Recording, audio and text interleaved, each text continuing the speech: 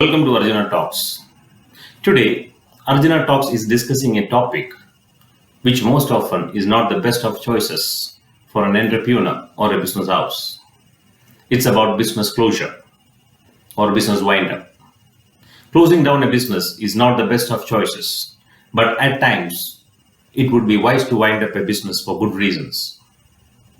There is a general belief that closing a business means stoppage of the activity and winding up the place of operation. Most people are unaware of the basic steps to follow during business close down. Today, Arjuna Talks discusses few questions raised by our clients, and we have sequenced it for the benefit of all. Ours is an establishment having a valid registration under the Shops and Commercial Establishment Act, wherein at present more than 400 employees are working. Ours is a private limited company. What are the critical areas to consider during closure of business? You can wind up your company after complying with the procedures as prescribed under the Companies Act. Winding up is closure as defined under the Industrial Dispute Act. Since your establishment is having registration under the Kerala Shops and Commercial Establishment Act, it is not a factory. Even though you are engaging more than 100 workers in your establishment, since it is not a factory, prior permission of the government is not required for closing down the establishment. However, as per Section 25 FFA of the Industrial Dispute Act, an employer who intends to close down an establishment will have to give 60 days prior notice to the government explaining the reason for the closure. It is advisable to give a copy of the notice to the concerned employees also. Even though Section 25 FFA stipulates that 60 days prior notice has to be given to the appropriate government before closure, it does not take away the right of an employer to close down the establishment, because it is the inherent right of each and every person to commence a business as well as to close down it. But in certain cases, just like factories, plantations, or mines, if you are engaging more than 100 employees, then prior permission from the government is required. Do we need to pay any compensation to the workers during close down of business? When an establishment is closed down, the workers are eligible for retrenchment compensation. That means you have to pay retrenchment compensation to those workers who have completed 240 days of service in the establishment as on the date of the closure. How is retrenchment compensation calculated? Retrenchment compensation is 15 days of average pay for every completed year of service or part thereof in excess of 6 months. Our standing order stipulates a higher rate of compensation. Do we need to ensure payment as per our certified standing order, or can we pay lesser compensation as stipulated by the government? By virtue of a provision in the certified standing orders or a settlement, award, or agreement, if the employees are eligible for higher rate of retrenchment compensation, the employer has to pay compensation at that rate. Do we need to pay gratuity to the employees during closure? Apart from the retrenchment compensation, gratuity to all the eligible workers will have to be paid.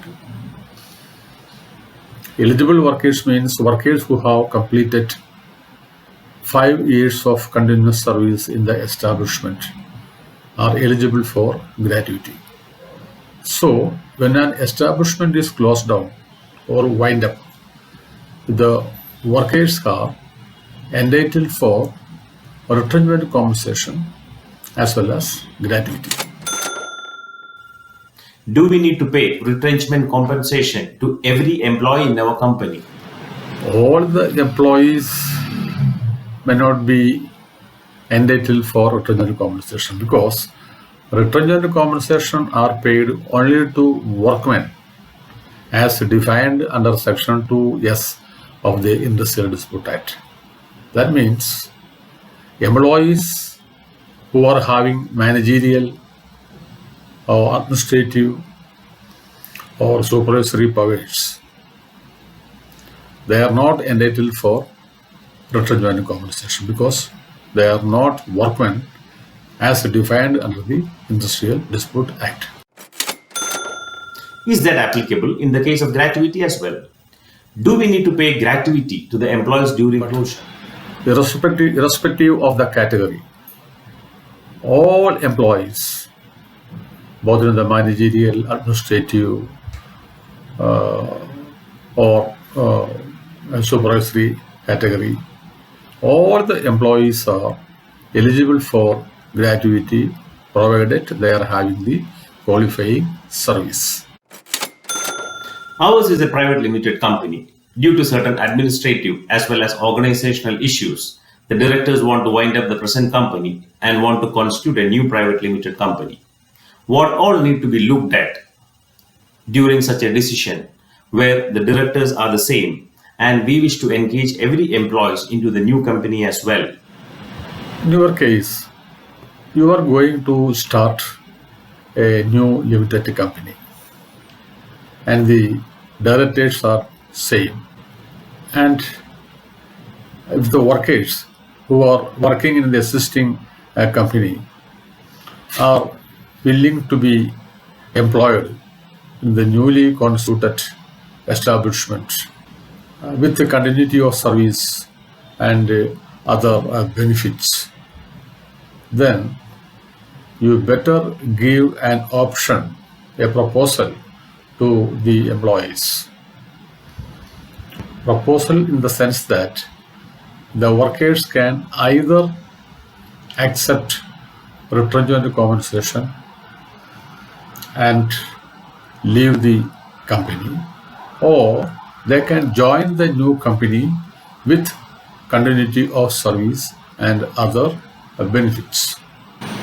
That means if the workers are joining in the new company with continuity of service and other benefits, they will not be eligible for gratuity or retrenchment compensation. What all precautions need to be taken on licenses and statutory registrations?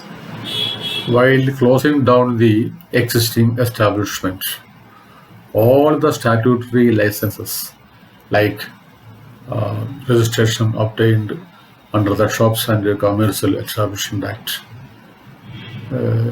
GST registration or trade license, and just like all the statutory licenses or permissions obtained will have to be surrendered and get it cancelled by the appropriate authority.